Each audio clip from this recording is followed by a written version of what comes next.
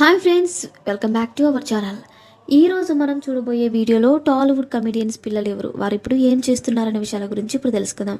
టాలీవుడ్ కమెడియన్లో ఒకరు ఎంఎస్ నారాయణ. ఈయనకి ఒక కొడుకు కూతురు. కొడుకు పేరు విక్రమ్. ఇతడు కొడుకు అనే సినిమాలో నటించాడు. ఆ తర్వాత క్యారెక్టర్ ఆర్టిస్ట్గా కొన్ని సినిమాల్లో నటించాడు. అలాగే ఆయన కూతురు పేరు శశికిరణ్. ఈమె టాలీవుడ్లో కొన్ని సినిమాలకు డైరెక్టర్గా పనిచేశారు. అలాగే టాలీవుడ్లో మరొక కమెడియన్ రాజేంద్ర ప్రసాద్. ఈయనకి ఒక కొడుకు, అతని పేరు బాలాజీ ప్రసాద్.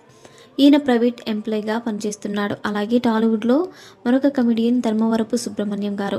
ఈయనకి ఒక కొడుకు, అతని పేరు రవితేజ బ్రహ్మ. ఈయన సాఫ్ట్వేర్ ఇంజనీరింగ్గా పనిచేస్తున్నారు. అలాగే టాలీవుడ్లో మరొక కమెడియన్ సునీల్. ఈయనకి ఒక కూతురుంది. ఆమె పేరు కుందన. ఈ పాప ఇప్పుడు చదువుకుంటోంది.